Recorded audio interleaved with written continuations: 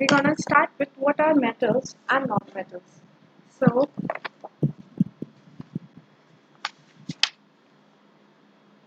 so there are two categories depending upon the physical and chemical properties. Metals such as copper, iron, tin, those who have shiny appearance, they are hard in nature, they are known as the metals, whereas which are soft in nature and dull in appearance are known as non-metals. Some have the property of both metals and non-metals. They are known as metalloids. Okay, for example silicon. ठीक है, तो ये तो था physical appearance. सबसे पहले metals are defined as animal which are the positively charged ion.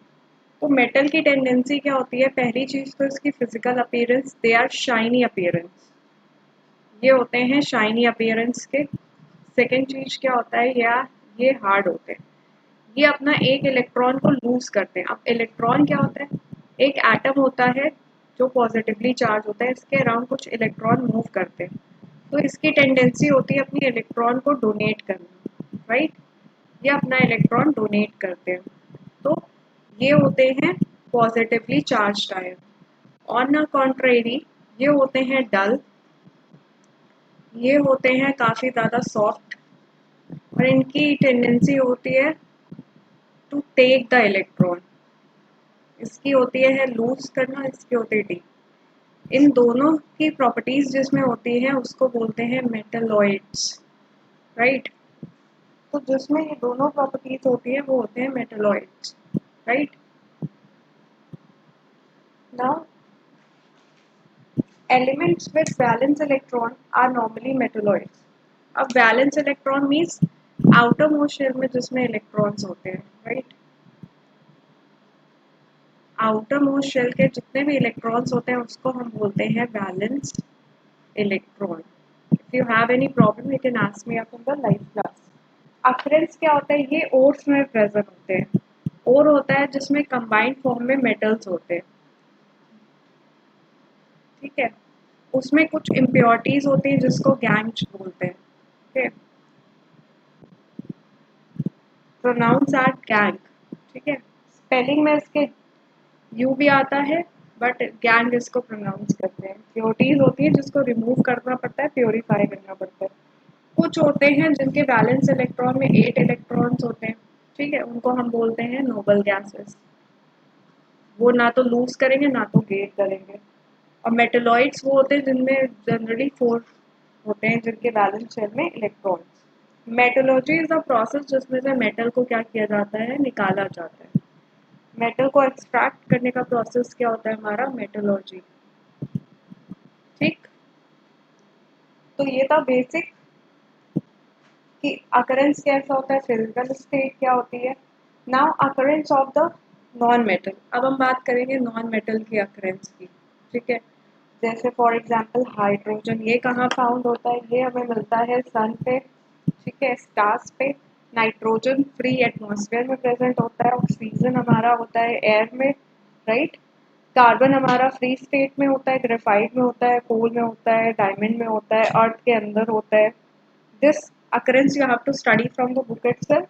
Silicon is the second most element in the earth crust. अर्थ से extract किया जाता है इसको. सल्फर डज नॉट अगर in the free state, right?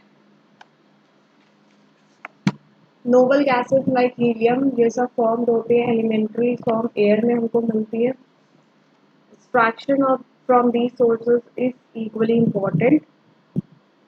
ये obtained होते हैं in the production of many useful chemicals. Now we will study about the physical properties of the metal. तो what are the physical properties of the metal? तो which कि ये देखने में कैसे होते हैं? तो ये हमारी कुछ physical properties already लिखी हुई हैं. अब shiny appearance वाले को बोलते हैं कि lecture. Lecture means होता है shiny appearance. Metals are usually lecturous in nature means shiny appearance and ये dull होते हैं. They are basically hard और इसकी टेंसाइल स्ट्रेंथ ज़्यादा होती है. ये मेलेबल होते हैं, डक्टाइल होते हैं. ये शीट में कन्वर्ट हो सकते हैं और कैसे होते हैं? डक्टाइल. इसी कैरेक्टरिस्टिक्स को बोला जाता है malleability and ductility, right? Metals हमारे मेलेबल भी होते हैं, डक्टाइल भी होते हैं. मेलेबल मीन्स होता है आप इनको मेटल की शीट्स में कन्वर्ट कर सकते हो, जैसे फॉइल्स आती है, और वायर्स बना सकते हो इसमें से, right. Whereas non metals are non malleable, non ductile और ब्रिटल होते हैं, right. Property in which metals are drawn into wire is known as ductility, और प्रॉपर्टी जिसकी वजह से मेटल को शीट्स में कन्वर्ट करते हो होता है मेलेबिलिटी। कंडक्टिविटी की बात करें तो हमने क्या देखा है कि ये सारी चीजें कंडक्ट करती हैं हीट और इलेक्ट्रिसिटी, ठीक है। What do we found? Metals are good conductors of electricity. In general, non-metals are bad conductor of electricity. However, graphite is an exception. It is a good conductor of electricity. Why are cooking utensils made up of metals and not of non-metals? However, the handles of cooking utensils are not made up of metal but of wood or plastic. Metals are good conductor of heat. Therefore, heat gets properly conducted from the fire into the food being cooked. क्योंकि ये good conductor होते हैं इसी वजह से heat और electricity को ये कंडक्ट करते हैं। सोनरस मीन्स साउंड प्रोड्यूस करना। मेटल की एक और प्रॉपर्टी होती है कि ये सोनरस होते हैं। सोनरस मीन्स क्या होता है, ये प्रोड्यूस करते हैं sound, right. They are sonorous in nature, sound produce करते हैं, राइट। इनका मेल्टिंग और बॉइलिंग पॉइंट भी काफ़ी ज़्यादा हाई होता है। They have the high melting and boiling point. Now most of the metals have high gravities, for example, iron, copper, lead. Exceptions are there like sodium and potassium, which have the specific gravity less than 1. Generally, they have low gravities. तो इनकी specific gravities जो होती है, wait होता है, वो basically क्या होता है, ज़्यादा ही होता है। एक्सेप्शन में है सोडियम और हमारे पोटेशियम, राइट। अब हम बात करेंगे केमिकल प्रॉपर्टीज की, कि मेटल रिएक्ट करेंगे कुछ सर्टेन इनके साथ तो क्या फॉर्म होगा। एंड उसके बाद there are some of the cases जिसमें you have to